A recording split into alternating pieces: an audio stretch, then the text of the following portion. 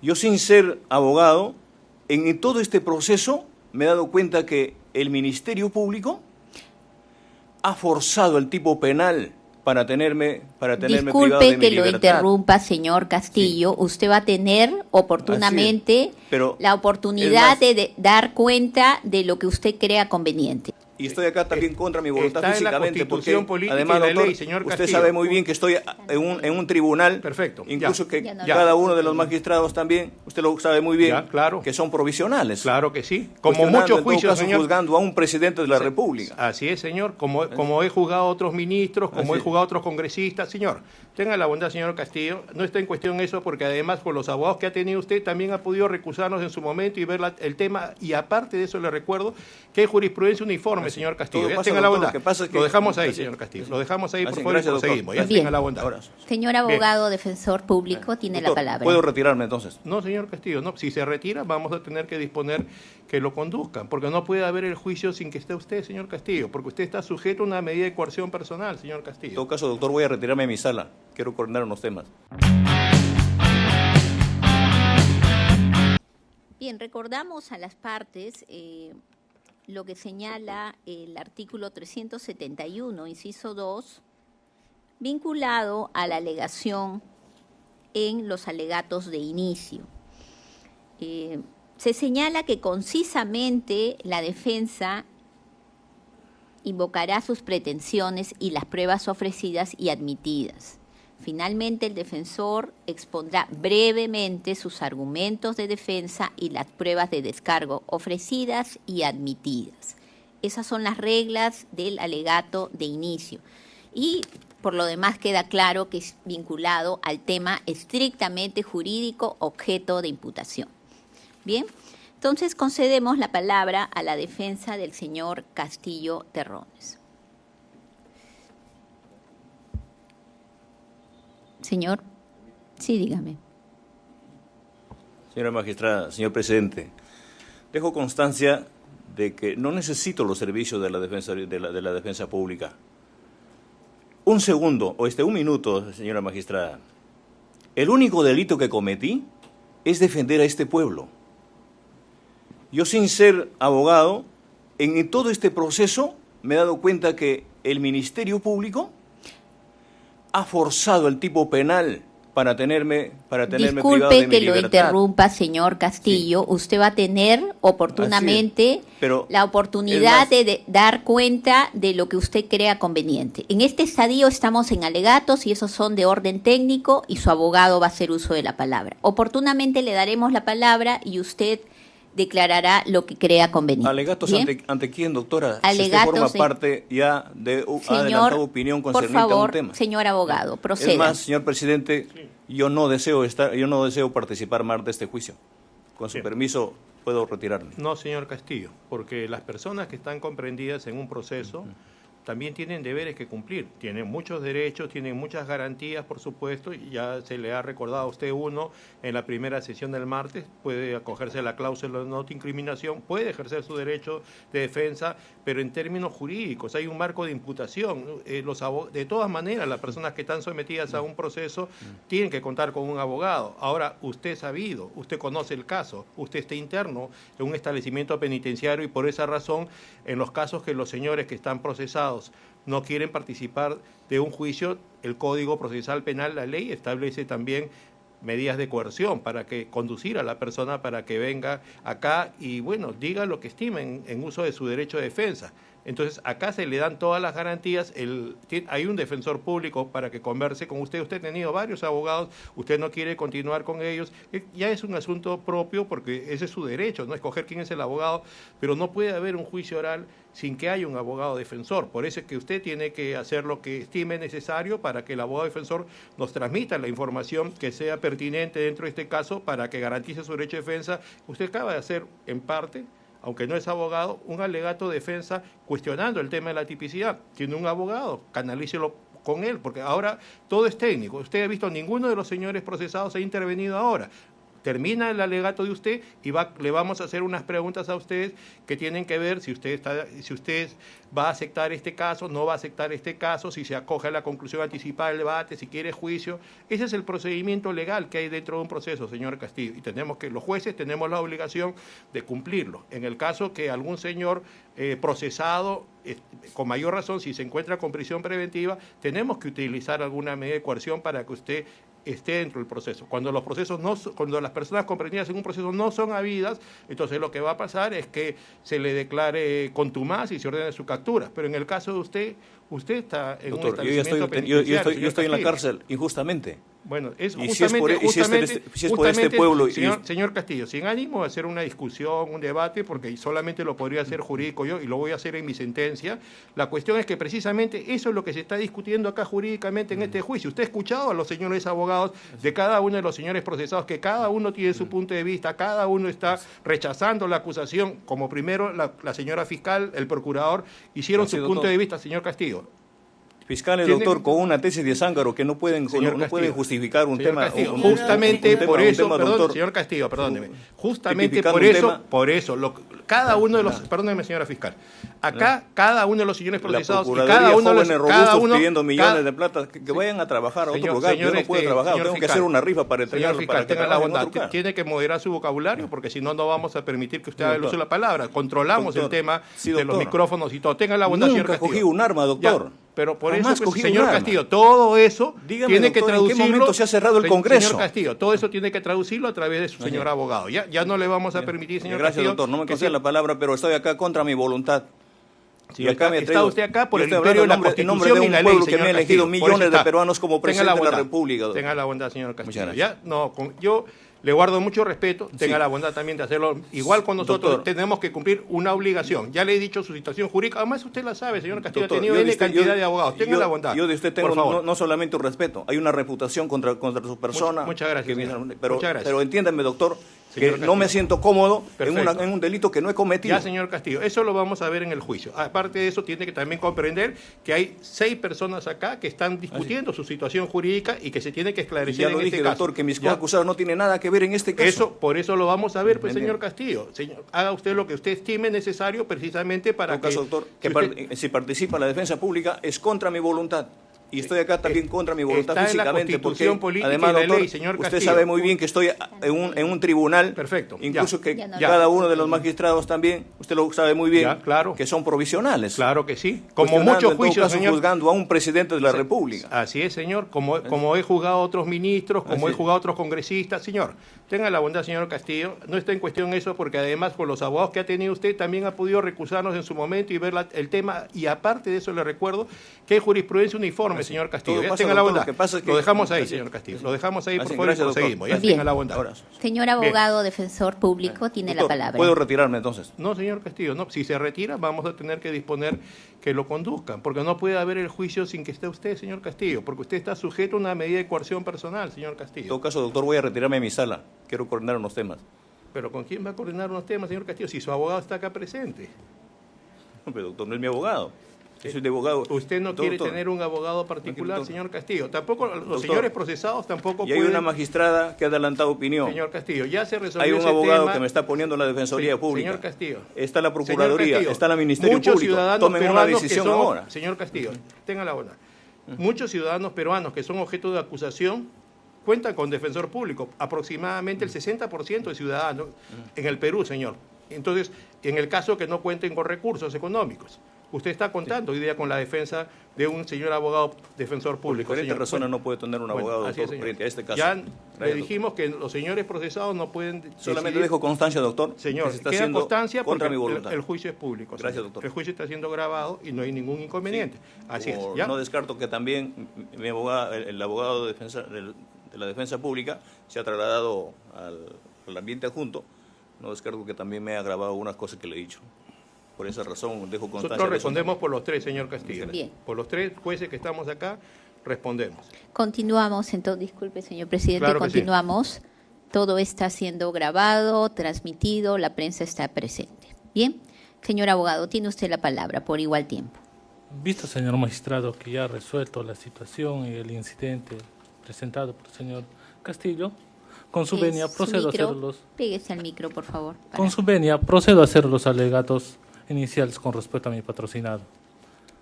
Señores magistrados, nos encontramos en un momento de la historia de nuestra república, donde se trae al presidente José Pedro Castillo Terrones y a los que le acompañaron en su campaña, ya que desde el inicio de su periodo presidencial se confabularon las mafias que desde el año 90 han seguido teniendo poder político y económico. Pero a este juicio oral estamos seguros que ustedes, señores magistrados, ese poder económico y poder político no va a intervenir y ustedes resolverán con arreglo a ley. Por eso prometemos y aseguramos que luego de recibir directamente la actuación probatoria llegarán a la misma conclusión a la que ha llegado esta defensa, que el señor presidente José Pedro Castillo Terrones es inocente.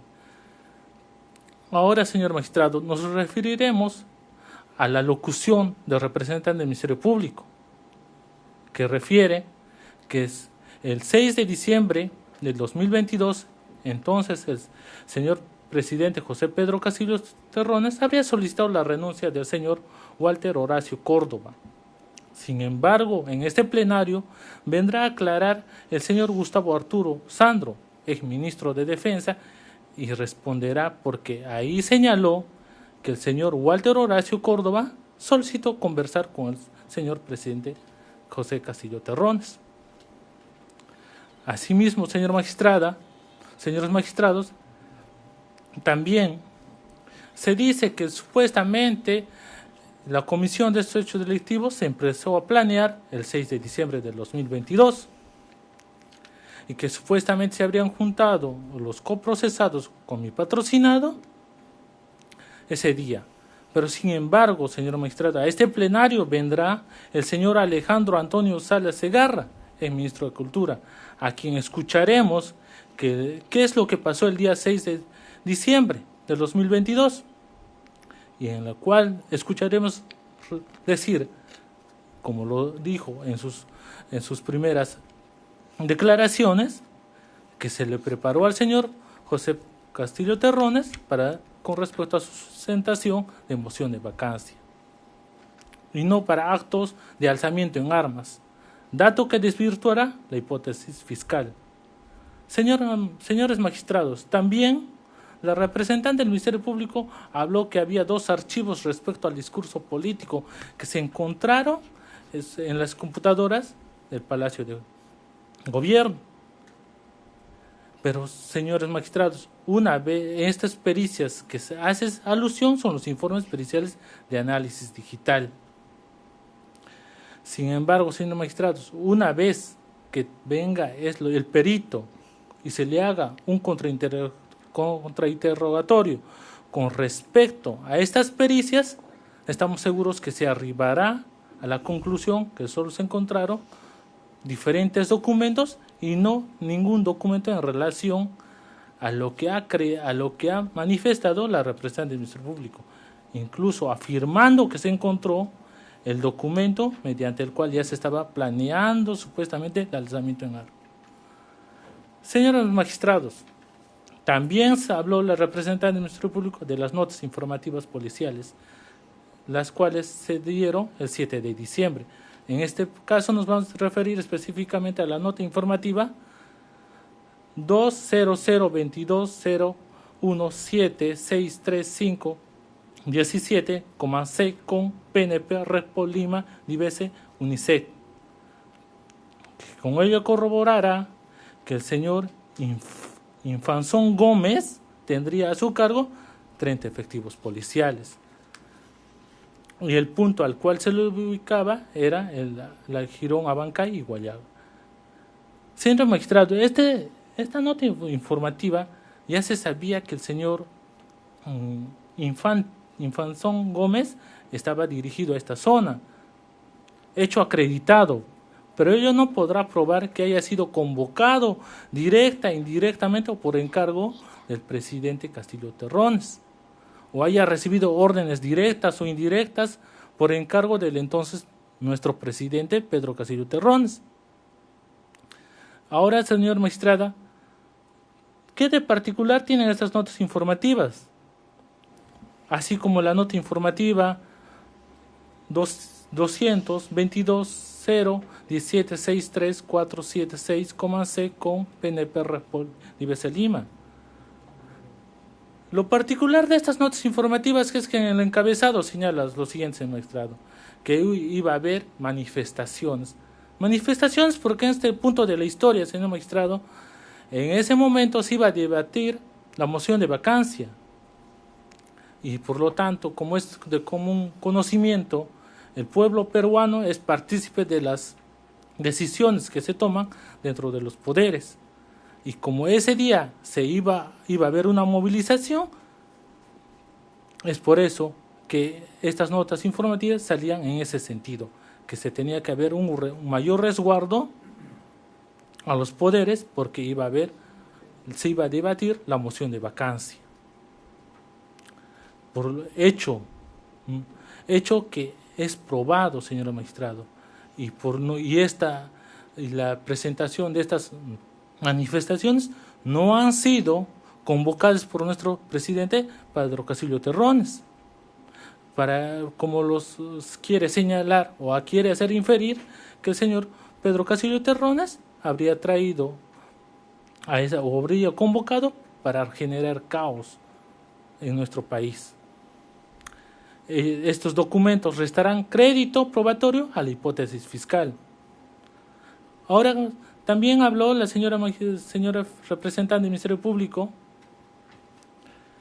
infiere que a través del teléfono del Ministerio del Interior, mi patrocinador Pedro Castillo Terrones habría conversado con el comandante Rafael Alfaro y que nuestro presidente José Pedro Castillo Terrones le dijo que intervenga la fiscal de la Nación y no deje ingresar al Congreso y que saque a los congresistas del Congreso.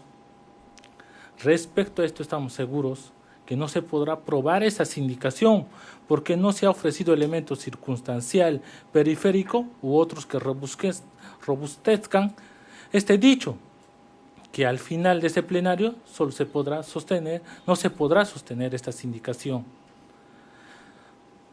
Podríamos seguir hablando de los elementos de convicción, señora magistrada, pero no lo vamos a hacer porque ya se verá en este plenario que no van a poderse atribuir los hechos delictivos a mi patrocinado. Señor magistrado, nos vamos a referir específicamente a los puntos principales de la acusación. Se le imputa a mi patrocinado como coautor del delito rebelión, abuso de autoridad y grave perturbación a la tranquilidad. Precisamente ¿a qué se refiere? Estos delitos, según la teoría de la Fiscalía, se circunscriben solamente a la lectura de un discurso político a la nación. Como presidente de la República, jefe supremo de las Fuerzas Armadas, utilizó ese poder para ordenar a las Fuerzas Armadas, mediante su discurso, a levantarse en armas, suprimir los órganos constitucionales autónomos, establecer un estado de excepción sin los presupuestos de la norma legal, y esto causó zozobra a la población.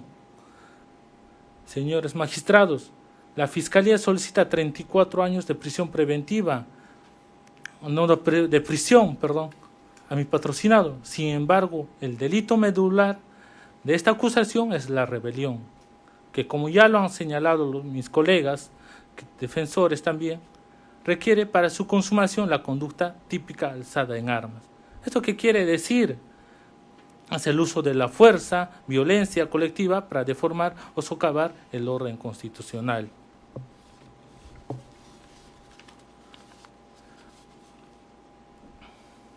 En el presente caso, señora magistrada, existe una ausencia de esta conducta típica de alzamiento en armas, siendo que se evidencia que ninguna representación de las Fuerzas Armadas acudió al supuesto llamado o al discurso político que hizo mi patrocinado.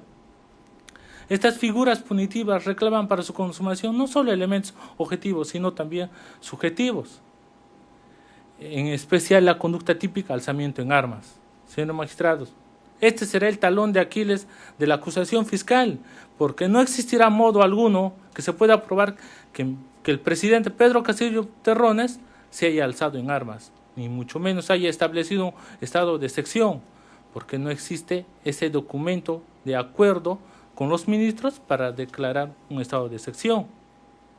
En el caso de la disolución del Congreso, tampoco existe la documentación o el decreto supremo donde se declaraba la disolución del Congreso. Es así, señor magistrado, cuando concluye este caso, es muy probable que lo único que se demuestre serán faltas administrativas en el peor de los casos, pero en ninguna circunstancia relatada por el Ministerio Público. No ha señalado cuándo se alzaron armas, cómo lo realizó Pedro Castillo.